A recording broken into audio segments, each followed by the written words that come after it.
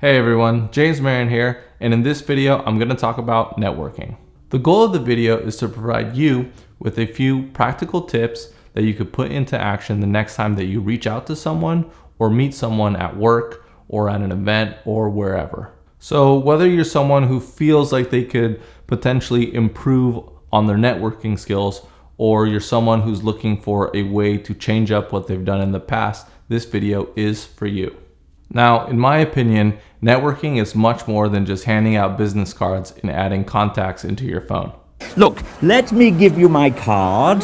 Give me a call sometime, and I'm sure we can do business. And that's where tip number one comes in. Tip number one is to make the shift from thinking that networking is all about meeting one person after another, and to instead think about how can you turn the people that you meet or reach out to into long-lasting relationships.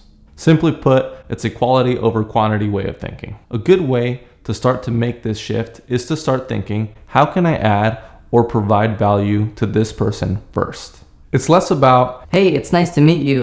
Here's my website. Here's my Instagram. Maybe you can hire me one day. and it's more about, hey, it's nice to meet you. Perhaps there's something I could help you with in the future. And later on in the video, I'll provide some strategies on how you could provide value first. Okay, so tip number two. Networking isn't about who you know, but about who knows you. And to be honest, I didn't make that shift to that way of thinking until I saw this clip from Michael Goy. People think that when they approach people at a large gathering and give them a business card that they've made a contact with that person. I may be getting 150 business cards at a large event. I will not remember one person from another from the business card that they gave me. This is a business built on relationships. This is a business built on people wanting to work with people that they know. They always say it's who you know in this business that counts, and I disagree. It's who knows you. Do I know who you are, and do I know what you want, and do I know how I can help you achieve it? Ultimately, what you will find when you meet with people enough times is that they know who you are. So Michael Goy makes an excellent point. It's about who knows you on a deeper level rather than just being someone who simply reached out and is interested in working together. The people that are going to hire you consistently are the people that know you, either because they've worked with you in the past, are familiar with your work, or you come recommended from someone else they know well. Sometimes people even hire you simply because they know that you have similar values as them, or similar interests, or even similar goals. But this is where it gets a little bit tricky, because putting yourself out there so people can get to know you is one thing. Pitching yourself to someone is a completely different thing. So keep that in mind and try to avoid reaching out to someone in a way that feels like you're selling yourself. It should feel more like you're simply having a conversation that helps you get to know the other person, while also being informative of who you are and what you're about, which leads me to tip number three. So how do you avoid pitching yourself while also getting to know the person that you've reached out to, and at the same time having them get to know you? Well, Dale Carnegie has a great quote that answers this. If you want to be interesting, be interested. So simply put, just ask questions, listen, and be interested. So one strategy or question that you can ask that I think works really well is to simply ask the other person what their goals are. It could be long-term goals, short-term goals, goals within work, and even goals outside of work. The point of the strategy is to move the conversation away from you, which avoids the whole pitching scenario, and towards getting to know the other person on a more genuine level. The second thing that this strategy does is that you might actually find yourself being the person that could help them out with that goal. Or perhaps you know someone else in your network that can help that person with that goal, and now you're in the position where you could connect the two to make it happen. And if you find yourself in that second scenario where you already know someone in your network that can help the person that you just met, well, it makes for a great excuse to call up that person that you already have a relationship with and catch up, and then also say something like, hey, so this other person that I just met is actually looking for someone that does exactly what you do. Would you be interested in me connecting you to them? Oh man, well, of course, that sounds great. Thanks so much. You're the best. So now you've already set yourself apart because you're interested in getting to know them and you were able to provide value first. And if you're not able to make the connection like I laid out in the previous example, then no worries, because as time goes on and you grow your network, you'll be able to connect the dots. Here are some other questions that you can ask that I think are also a great way to get to know someone. What's something you're currently excited about? What do you like to do with your free time, or what are you currently doing with your free time? What content, project, TV show, or movie have you recently seen that's inspired you or made you say, I wish I worked on that? So that one's a bit more specific to the film industry, but I'm sure you can mold it to whatever industry that you work in. What is the best, most worthwhile investment that you've made? It could be an investment of money, time, or energy. So I know that was a very long tip and that you might be asking yourself, but wait, how does a person get to know me if all I've been doing is getting to know them? Well, in a way, that's the trick. By you getting to know them, they see someone who cares about what they care about. They see someone who listens and is interested. And by you asking them questions, you both find out what you have in common, which also essentially builds likability. However, the best part is that the rule of reciprocity applies here. Whatever you end up choosing to ask in order to get to know them will probably be the same exact thing that they ask you in return once they're finished with their answer. So either way, you'll have an opportunity to share who you are and what you're about. But by asking first, you show that you're interested in getting to know them and you're not just another person who's pitching themselves. Tip number 4.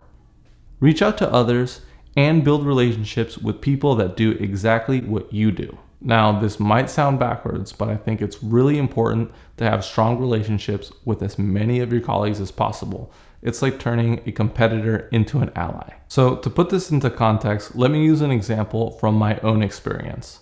When I was a camera assistant, the number one mistake that I made was not having reached out to other camera assistants. It was a mistake because had I done so, I probably would have been able to learn a lot from them about how to do my job better instead of just learning on my own through trial and error. Another reason it was a mistake is that I probably would have been recommended from those people had I actually made the connections. Sometimes when a person is already booked but they get a call for a totally new and different job, there's this opportunity to pass that job on to somebody else that they know. Since I didn't know or had any relationships with other camera assistants, there was nobody there to pass those jobs on to me because I just simply didn't have the relationships. Therefore, I had to keep looking for and get work all on my own.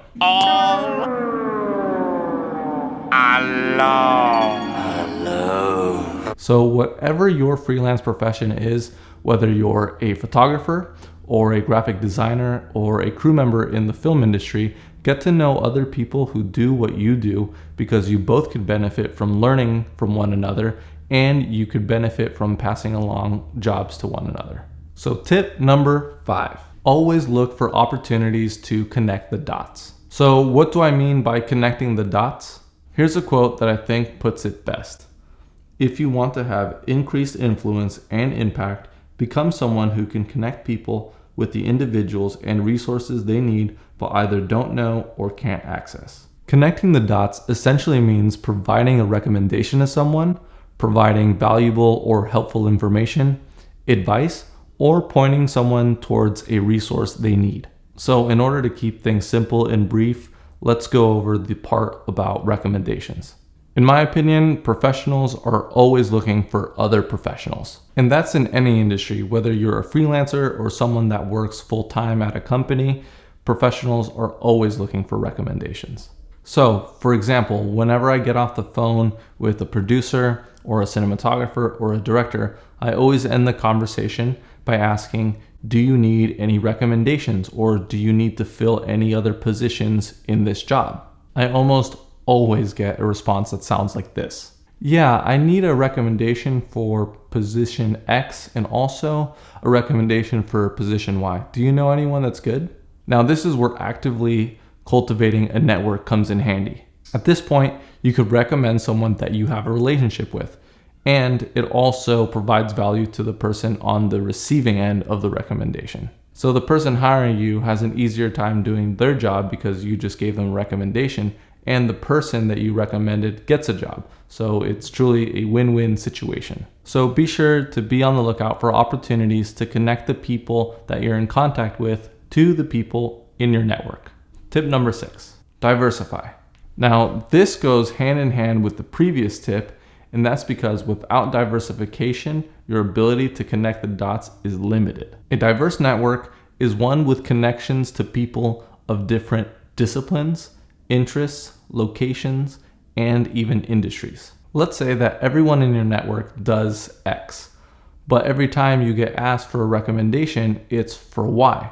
Well, you can't make any recommendations because everyone that you know only does X. If you know people that do X, Y, and Z, then you're much more prepared to make a variety of recommendations across a variety of skill sets. So that's it for the tips, but here are my parting thoughts on the topic of networking. Definitely don't look at networking as a quid pro quo type of thing, and try your best to avoid only helping those that you feel will return the favor.